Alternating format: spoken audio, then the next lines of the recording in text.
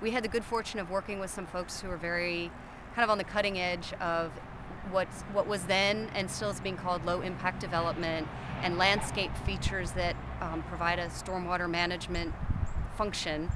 And they introduced us to that concept of a rain garden or a biofilter, basically a landscape feature that in and of itself, by how it's designed and how it's constructed, improves what comes out of it versus what comes in it, whether that's a reduction in volume, whether that's allowing water to infiltrate back into the groundwater, or whether that's actually a cleaning process because of the natural biological processes. So we went around and we looked at quite a number of city parks. Probably it was in 2003 or early 2004, and we came upon this park as an opportunity. It's very accessible. It has an area that didn't have any programming conflicts. There are no athletic fields right here, and the topography appeared to lend itself towards having a rain garden.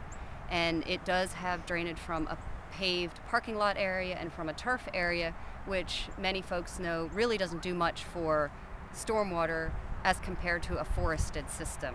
So it felt like even though it isn't a big shopping mall or it isn't a big rooftop, it does actually kind of demonstrate what a rain garden could do.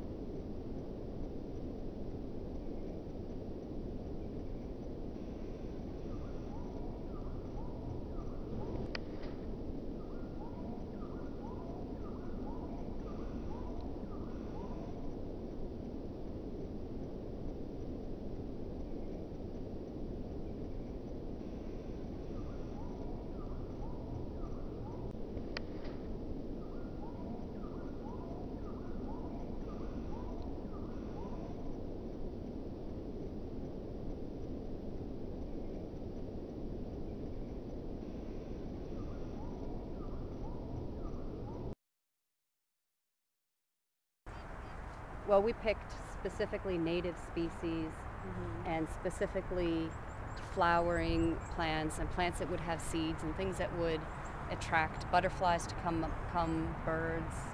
You know, the host of creatures that occur in a natural setting. Sure. And it's close enough to a forested area that there already is quite a lot of urban wildlife, and that, you know, being able to enhance that makes good sense.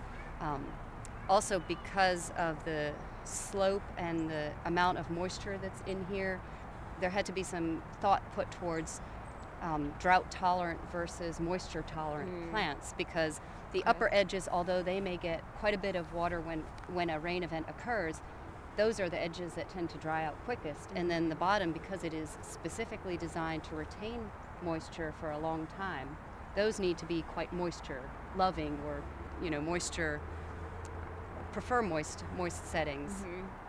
The idea was also to demonstrate that a rain garden can have different height plants. So if you're looking at it as a landscaper, you know, you're not dictated to put just grass or just shrubs. And so part of the intent of this wide variety of plants was to say rain gardens can hold just about anything that fits with the landscaping design or intent of the setting.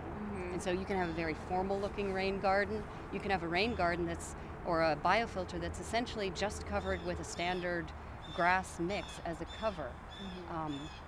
Because you're relying on plants to do a process of pollutant uptake or nutrient management, the wider variety you have and kind of mature plants and plants with root systems, it's all going to improve what the feature can do versus a grass area.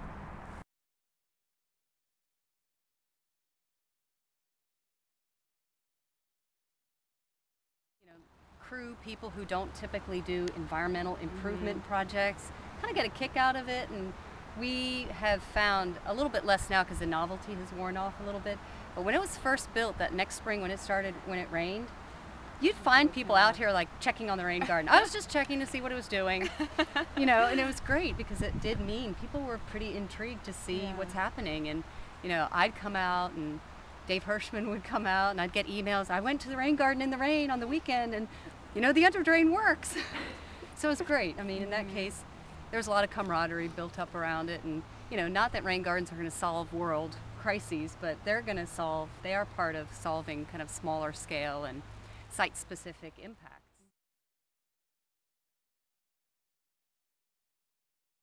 As there's an increased awareness and commitment to do improvement projects, whether they're preservation or restoration, everybody who lives in a drainage area has a role to play in making those projects successful.